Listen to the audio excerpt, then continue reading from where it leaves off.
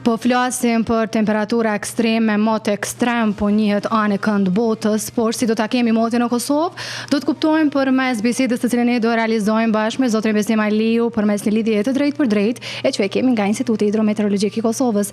Zotri Aliu, përshëndetje.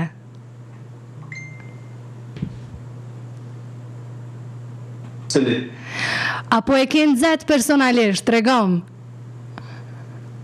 Jo, fatëparsisht, po jetë të stacionit meteorologjik Prezarit, momentalisht tjetër është të bënuar me vranësira të cilat i takojnë stadit të troposferës dhe kemi pak lëvizje të masave ajrore dhe të kemi erë, gjë që po e krijon një freski lokale, kjo është freski lokale, pasi që në vende tjera e dim se janë temperatura të bukur të larta, por që ne presim temperatura që të rriten gjatë ditëve veriuse, ato do të lëvizin nga 14 dhe 17 gradë minimalet, kurse maksimalet e ditës nga 32 diku deri në 35 apo 36 gradë Celsius deri në ditën e martë, ku parashihet pastaj që kemi kushte tjera meteorologjike, pasi që vendi do të ndikohet nga masat e arit me presion të ulët atmosferik, kështu që vranësirat e ditës së martë parashihen që të sjellin rreshe shiu në gjithë territorin e Kosovës. Edhe dita e mërkurë do të jetë afërsisht e ngjashme me ditën e martë, pasi që edhe ditën e mërkurë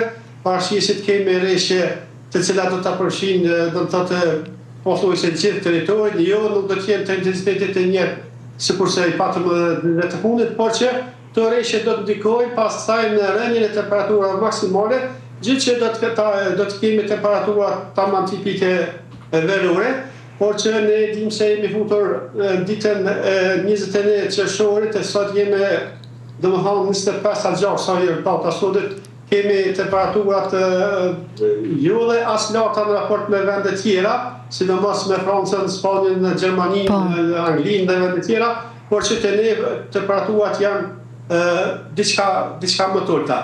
Temperaturat më të larta gjatë verës sigurisht se priten në 15 ditën e fundit të korrikut dhe 15 ditën e parë të muajit gusht.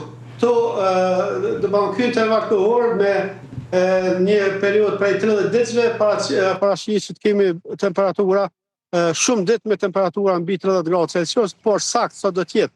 A do të jenë 42 siç ishte në vitin e kaluar, ne nuk mund ta dimë. Ne parashikimet po i bëjmë për një javë maksimalisht për të qenë më të saktë parashikues.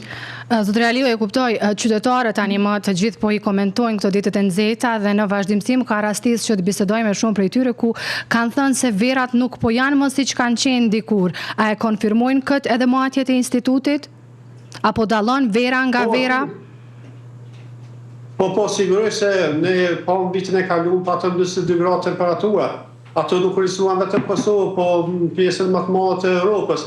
Janë ndryshimet klimatike të cilat po na përcjellen për çdo vit dhe po e diktojnë të klimën. Tani është edhe ky efekt e El Niño i cili nuk është njohur deri vonë sidomos për Kosovën. Ky efekt i cili tregon se temperaturat e larta do të jenë edhe gjatë këtij viti, sepse është rezultat i ngrohjes së ujrave sipërfaqësore të Oqeanit Atlantik dhe prej atje në mënyrë themi ashtu indirekte këto masa të nxehta të ajrit po vinë edhe në Kosovë dhe në pjesë tjera të rajonit. Sigurisht se nuk janë vera sikurse kanë qenë dikur, por që deri më sot na nuk mund ta ankohemi se patëm temperatura dhe askarta. Edhe te 4 gradë është regjistruar temperatura më e lartë deri më sot.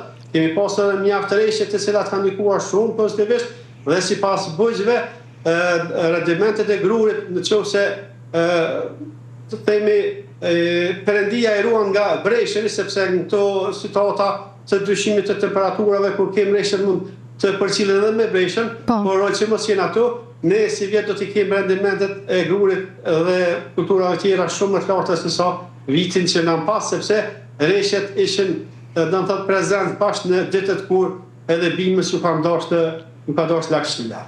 Ka qenë shumë e nevojshme. Zotri Aliu, të falenderoj shumë për këtë lidhje të drejtë për drejtë dhe për informacionet që ndohet me ne. Kuptuam se do të kemi ditë nxehta, prandaj duhet që të bëjmë sa më shumë kujdes, apo jo? Po, do të respektojmë të këshillat e Institutit Kombëtar Shëndetit Publik që nga ora 10 aty diku deri në ora 17 të mos ekspozohen me rrezave direkte të diellit ose të marrin domethënë mosa mbrojtëse si kapel dhe të përdormi pastaj sa më shumë lëngje, do të thotë edhe krema të ndryshme për ta ruajtur do të thotë këpurën nga rrezet ultraviolete apo rrezet direkte të diellit. Shumë faleminderit zotëre Aliu. Me ndërshësh punë bërë. Faleminderit punë bërë dhe juve po ashtu.